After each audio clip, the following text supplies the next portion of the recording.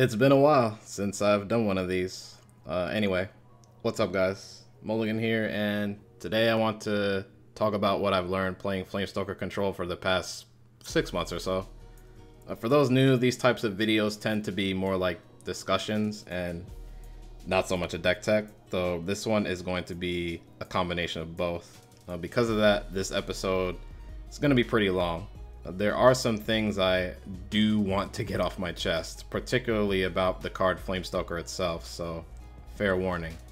However, I will have timestamps for the video as a pinned comment in the comment section below for anyone that only wants to listen to a particular section.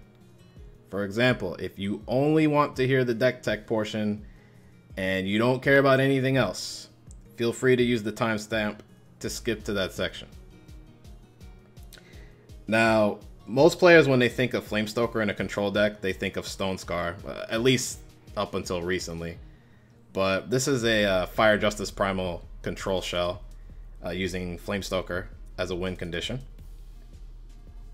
instead of the usual suspects you would see like Icaria, Starsteel, Daisho, or even Knucklebones. I'll get into comparisons later on when I talk about the cards in this list. As far as what the game plan of this deck is, this is a mid to late game control deck that looks to control the board in the early game, stabilize with Harsh Rule and Throne Warden on turn 5, and then play Flamestoker on turn 6 in order to play 5/5 Infernus for free every turn for the rest of the game. Once you do that, it's all about trading 1-for-1 with your opponent, removing anything that would prevent your Infernus tokens from dealing damage to face until they win the game for you.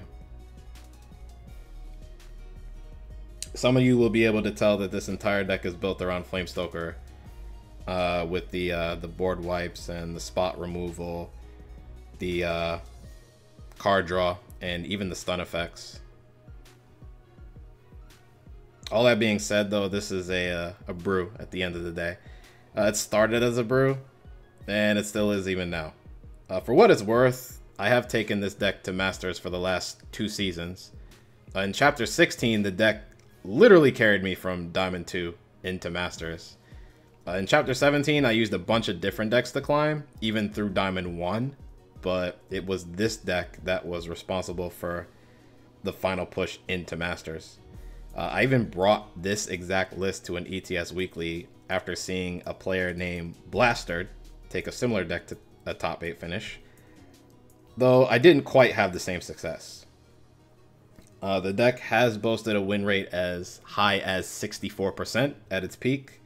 However, with the metagame switching back to more aggressive mid-range strategies, Argenport mid-range among others, the deck has fallen off. But I've been playing this variant of Fire Justice Primal Control for a long time, and I know a few other people that follow this channel have been waiting for me to do an episode on this deck.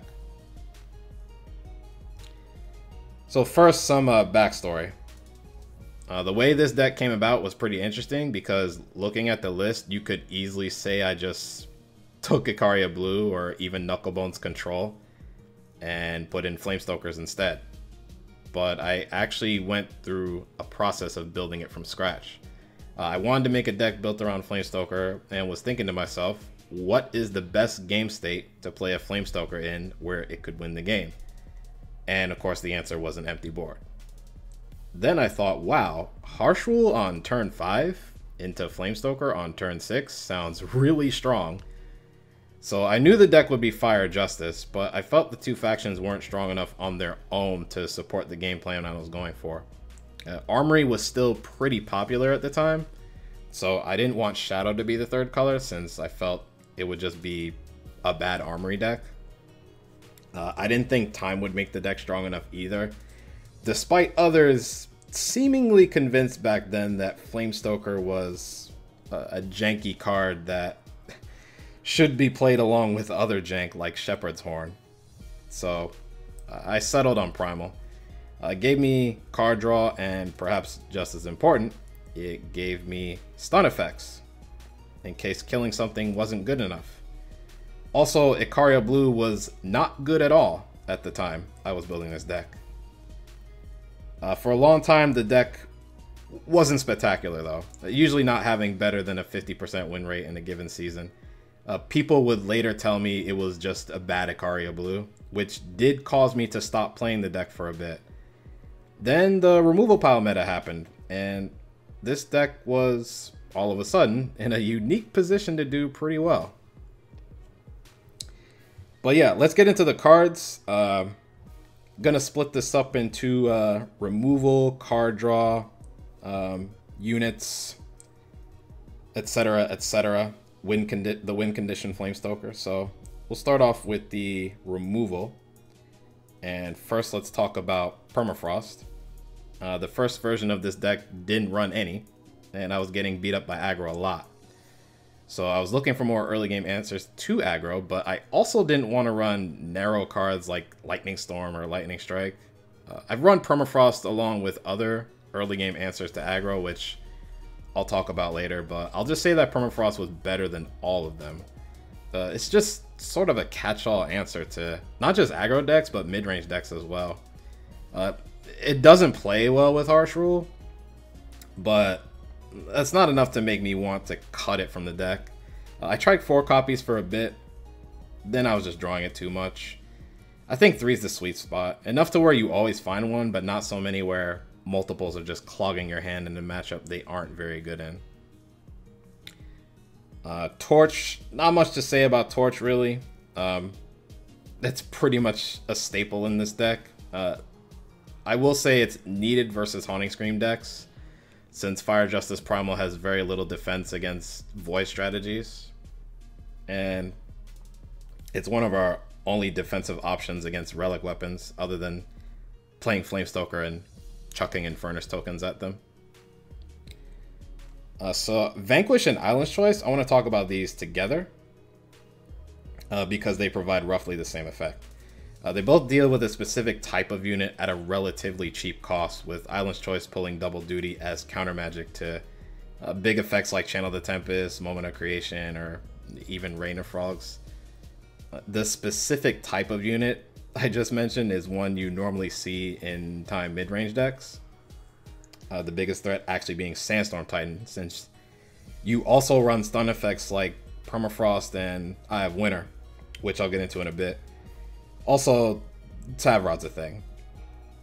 But anyway, I feel like 5 copies of this type of effect is the right amount at this point. There were times where I tried 3 Vanquish because I was running into a bunch of big mid-range decks and I was just drawing these cards way too much in other matchups where they were dead draws. I don't think I would ever completely cut Island's Choice at this point. The card is...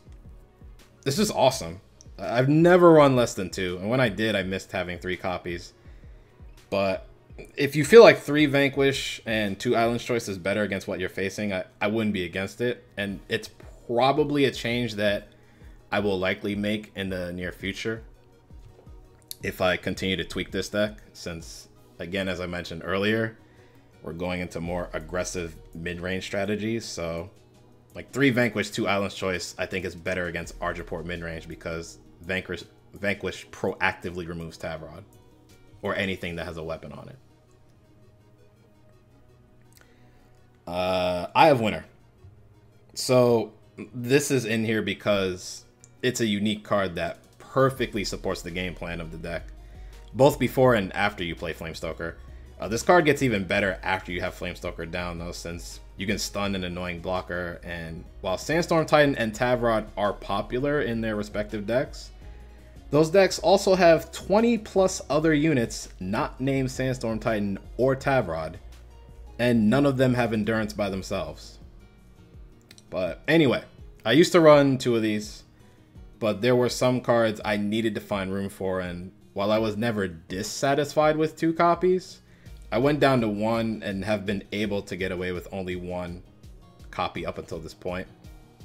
Once upon a time, Icaria Blue also ran this card, but I think this deck has better synergy with the card, and dare I say needs this card at this point, more than Icaria Blue ever did.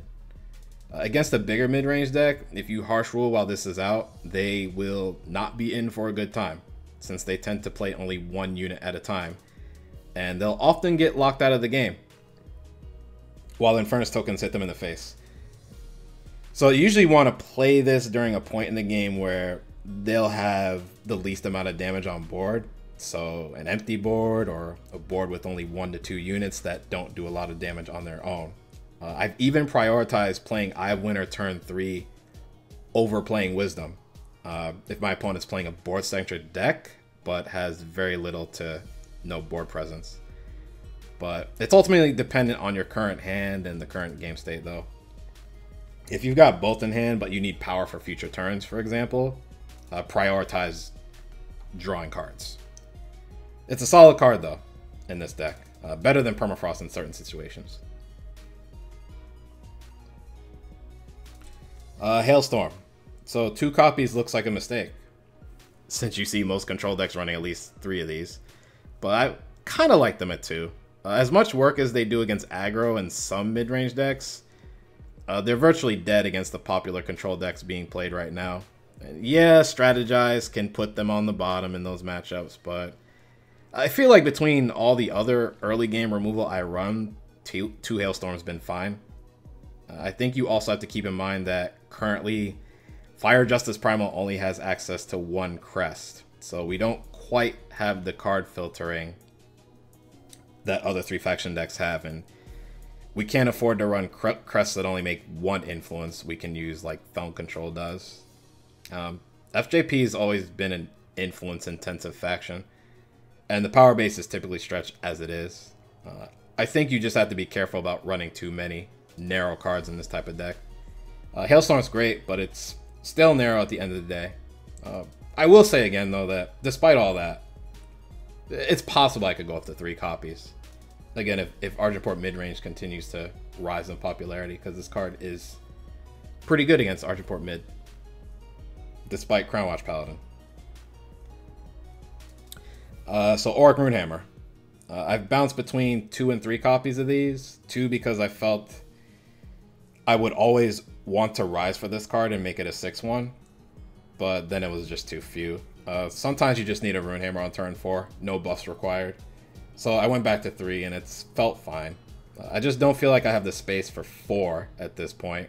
There's no card I would cut just to add a 4th hammer, and there are other cards I would put in before a 4th hammer anyway. And finally, I'll briefly mention Harsh Rule, even though there's not much to say about this either. Probably even less to say than Torch. Harsh Rule is a staple at this point. I probably wouldn't run less than 4. It literally is core to the game plan that I mentioned before. You want to wipe the board on turn 5 so you can play Flamestoker onto an empty board on turn 6. That's the ideal scenario, and this is the only card in the game that does that. So, yeah. On to the card draw, and we'll include the tutors in this section as well. So first off, Strategize.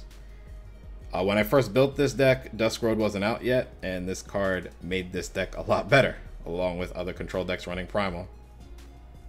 I don't know how I was playing this deck before then, to be honest. There's really not too much else to say. It's a staple at this point. Welcome addition. I never felt like I had enough card draw before I had Strategize in here.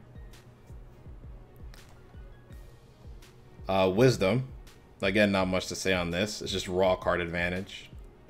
One thing I'll say is that you typically want to Wisdom first, so you can find more stuff to pitch to Strategize later on, if you can.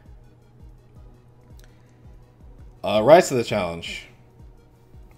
So, a few people will probably wonder why this is in here. I didn't have this card in initially, but I realized that base stat Runehammer kind of sucks against time mid-range decks, and more ways to deal with Sandstorm Titan so I can stun everything else is kind of good. So these came in. Relic weapons are the main things you will search for, but grabbing a Throne Warden or even a Shelter Wing Rider isn't bad in the rare case you've got a free turn to rise, but for some reason you don't need a Runehammer, and Staff is either gone or it somehow doesn't help you. But Rise definitely isn't as good in this deck since there's no Ikaria or Daisha to fetch. But just being able to grab a Runehammer and buff it to a 6/1 is enough reason for me to run 2 of these. It's a slow card, so I'm terrified of running more than 2.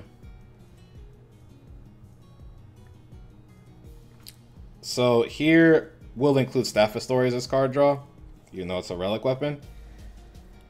This has been in and out of the deck. I cut it initially because it just felt like it sucked. This thing was way better when it had 5 armor. 4 armor really hurts sometimes. After I cut it though, Rise felt a lot weaker, and I just wanted a card draw engine since one-time effects like Strategize and Wisdom aren't enough sometimes. This is unreliable and it's hard to cast, but I like 1 copy enough to keep it. At one point I thought Swindle was better and ran that for a bit, but that was before Strategize existed. So now I'm back to Staff, and being able to Rise for it feels really good sometimes.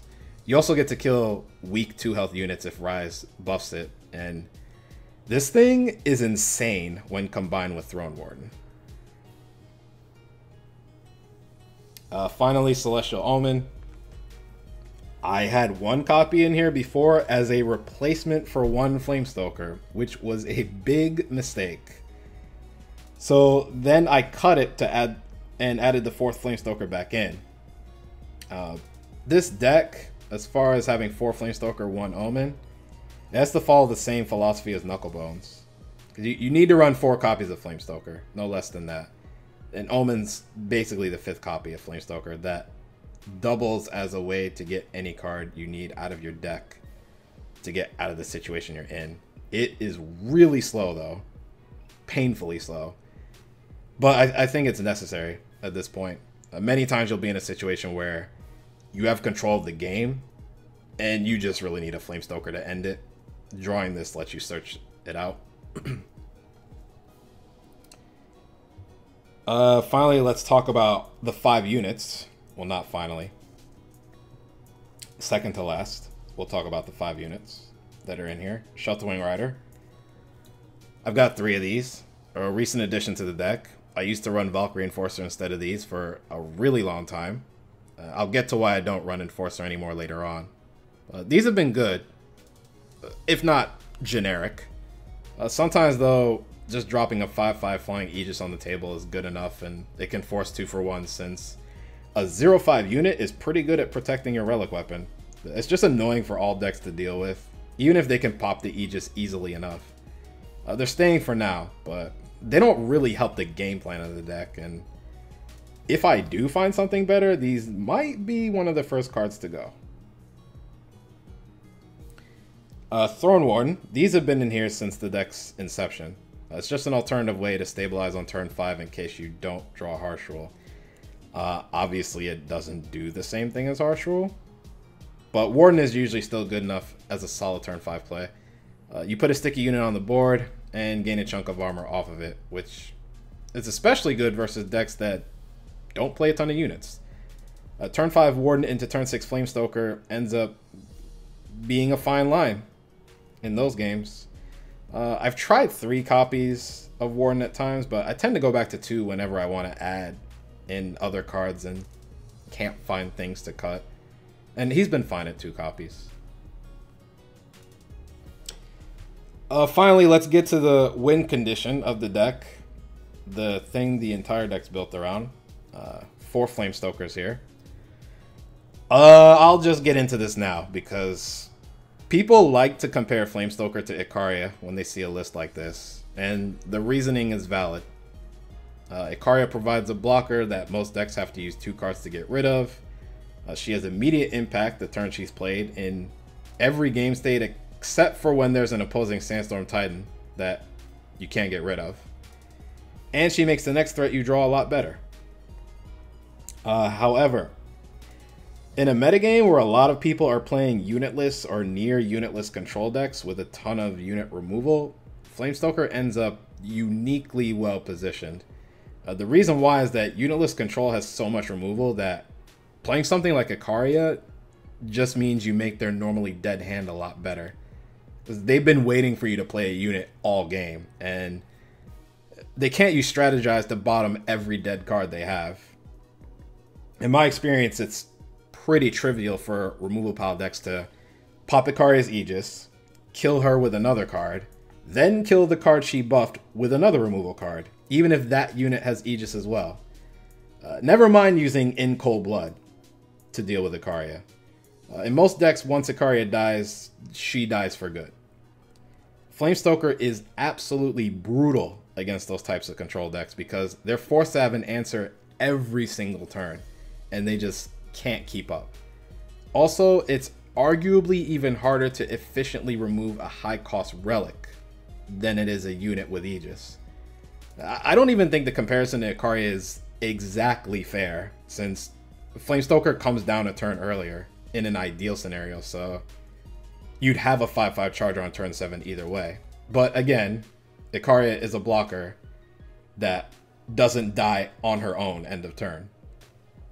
Starsteel Daisho is a much scarier comparison for Flamestoker, since it costs the same power, in my opinion.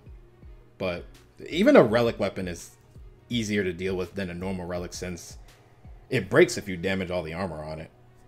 None of this is to say that this card is better than Ikaria.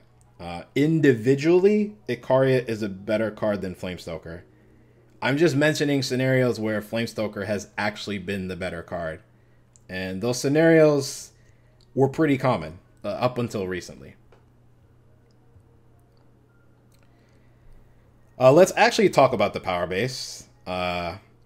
We've got 2 Fire Sigil, 3 Justice Sigil, 1 Primal Sigil, 4 Cobalt Waystones, 2 Rakano Banners, 4 Seed of Glories, a Huru Banner, 4 Seed of Order, 4 Crest of Fury, a Seed of Fury, and then we've got our Searchers, 4 Seek Power, an Island's Favor, and a Roland's Favor. This is a total of 32 power sources. I'm personally comfortable running that amount, and I think if you go under that, the deck starts running a little suspect. Even though we don't need to hit triple Justice Influence like Ikaria Blue, FJP decks are still notorious for not having good fixing, and commonly get into situations where they can't play the card they need to play on a critical turn. This does still happen sometimes with Flamestoker, but I think the deck has enough defense to where not hitting Flamestoker on turn 6 isn't backbreaking. I personally like running 26 natural power in a deck like this one, but I know a lot of people follow the rule of play 25 power and run every copy of Power Search you have access to before ever adding the 26 power, which I'm still not a fan of. Besides, my options would either be to run 2 copies or more of the favors I already have, or run Kayla's Favor, neither of which I'm doing. These cards do have a cost to play them, and I think people forget that sometimes. But yeah, Roland's Favors, 2 armor, it can come in handy against aggressive decks. The Face Aegis from Island's Favor is still necessary in the current meta, since there are players that just won't let go of removal pile decks and will play them if they're even remotely viable. It's also the reason I run 4 Cobalt Waystone. It kind of sucks to have your Flamestoker discarded or hit with Rain of Frogs, so having up to 5 ways to stop those effects is needed in my opinion. And again, when Crest of Fury came out, I reworked the power base because it was necessary that I ran 4, since the deck was lacking in card draw and filtering through draws in general.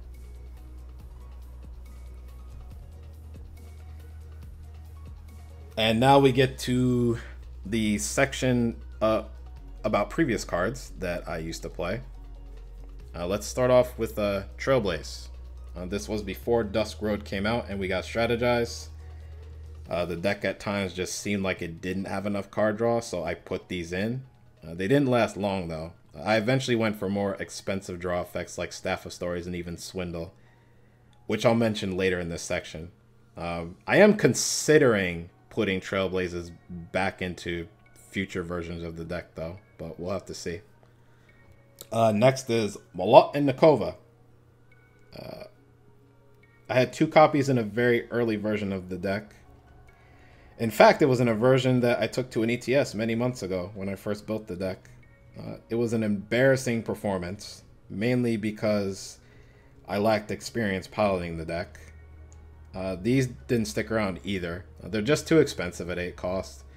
Not to mention it forced the deck to get to triple primal, which it couldn't do consistently even by turn 8.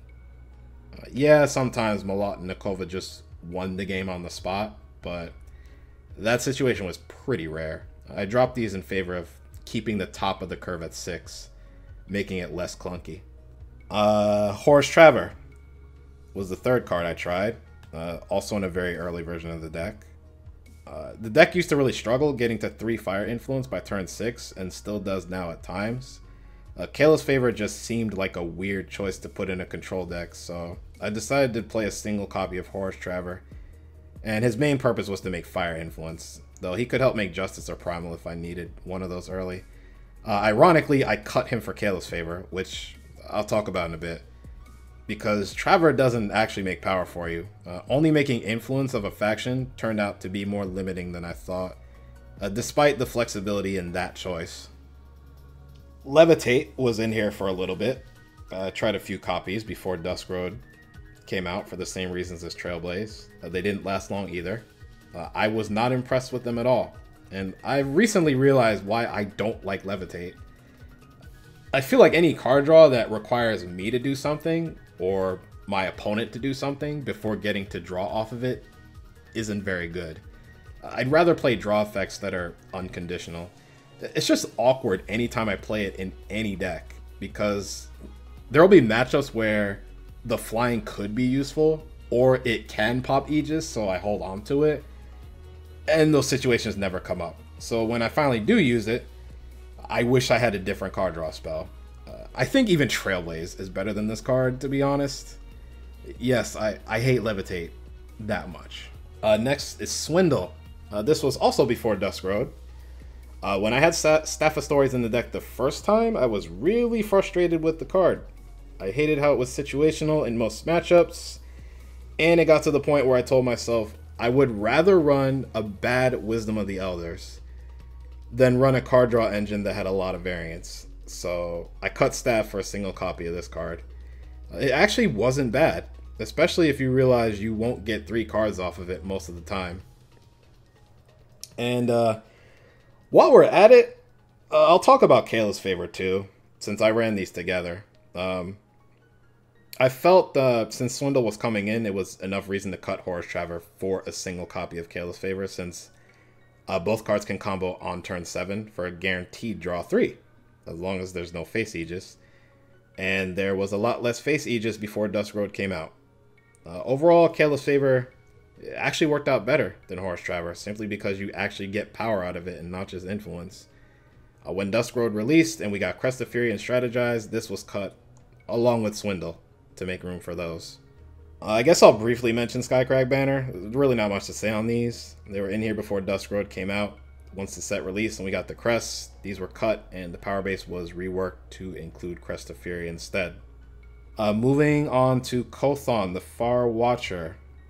So this was part of my quest to respect aggro decks early on. I ran Kothon along with Permafrost to not get run over early. In hindsight, this turned out to be a big mistake. I'll talk about respecting aggro and the lessons I learned from it a bit later on, but a lot of times Kothon couldn't even block an early game threat because he'd just get killed by some cheap removal like Torch, and then I'd be behind on tempo. A deck like this that's light on units needs fast ways to deal with threats. Spells provide that because their effects happen immediately. Units don't. You're hoping they come back to you on your next turn when you play them. The trade-off is that they're a continuous source of damage, but in this case, Kothon just wasn't what the deck needed. Also, he kind of competed with Flamestoker thanks to his turn 6 ultimate, since there was always that temptation to get value from Kothon before he died, instead of just dropping Flamestoker on the table, which was almost always the better play. Miner's Musket. Yep, I played these too. This was also part of my quest to respect aggro during the early days of this deck. The problem with Musket, though, is that it's only really good versus Skycrag aggro, not so much other aggro decks, because most of those decks have units with 3 health that this can't kill. The cost reduction potential to Flamestoker did not make up for the low damage output, and the reduction usually ended up on a unit anyway, so I ended up cutting these. Next we have Duelist Blade.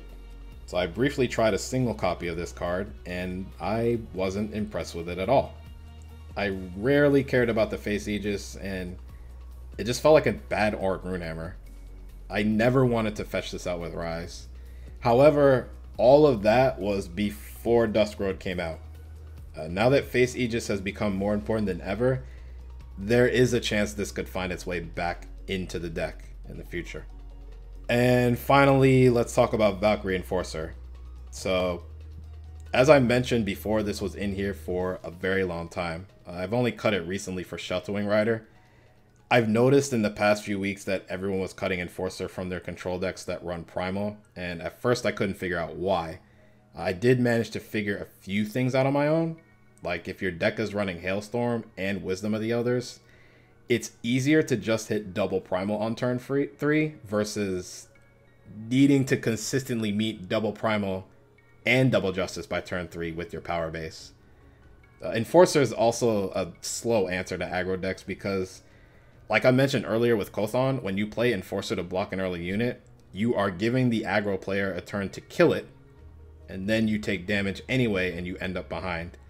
Hailstorm basically does Enforcer's job better in that scenario.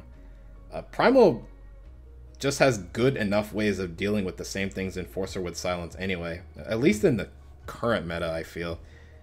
After talking with other players, I learned that Enforcer is just better in more aggressive decks where you can silence something like a Titan and you have the units to trade against it. Control still has to use a spell to kill the Titan since it's still a threat due to having less units to block with in combat.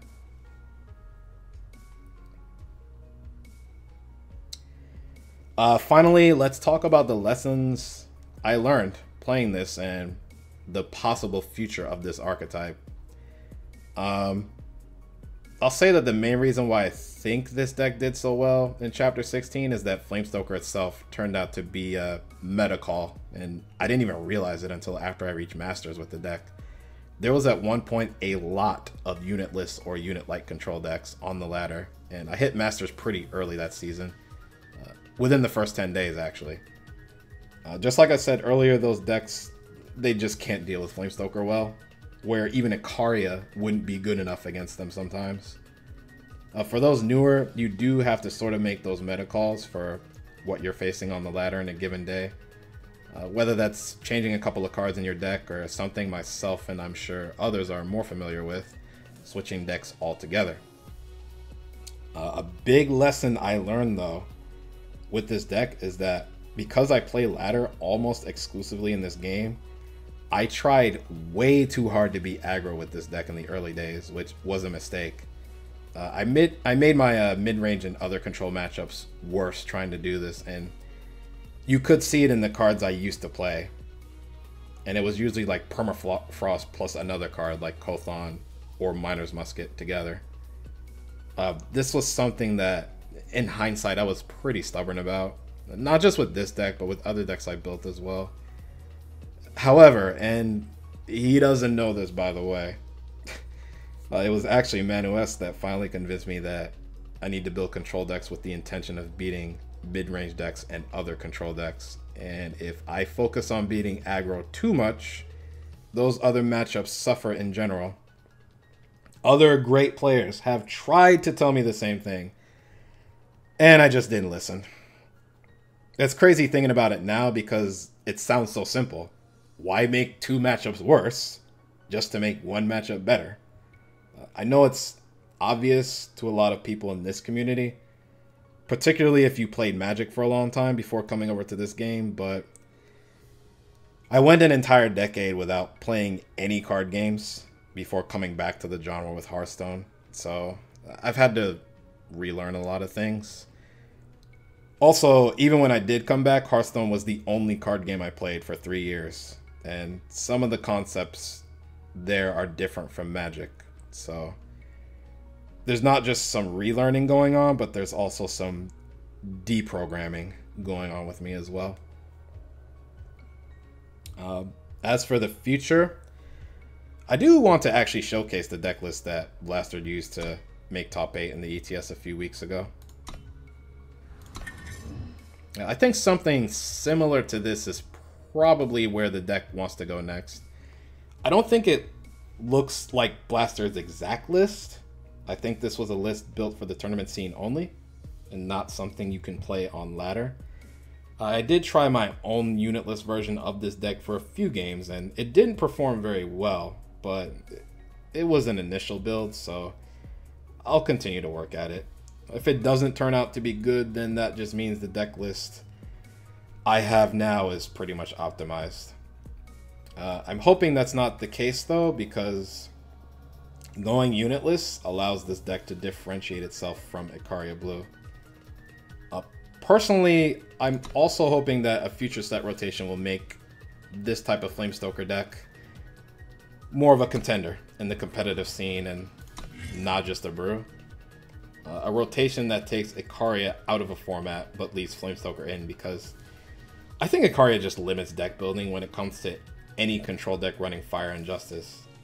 Every time anyone builds a Fire Justice control deck without Ikaria, people are always going to ask, why aren't you running Ikaria? Why is X card here instead? But anyway, I'm done. I know it was very long, but I felt everything I said was of some importance this episode. For those that watched the whole way through, I want to thank you so much for listening to what I had to say about this deck.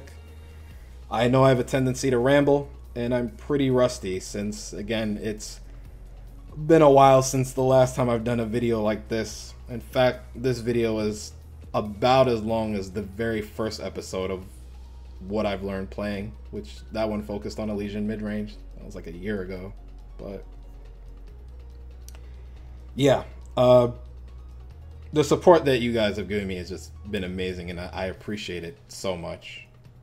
But as usual, if you like the video, feel free to leave a like, as it helps me tremendously. I don't have gameplay to go along with this video, but if you want to see gameplay for this deck, I did enter an ETS weekly with the deck, as I stated early on in the beginning, and recorded all my games through the Swiss portion with live commentary. So I'll have a link to a playlist with all those games on your screen. If you want to check out previous episodes I've done in this series, I'll have a link to that playlist on your screen as well. Though keep in mind that, again, it has been a while since I've done this type of video.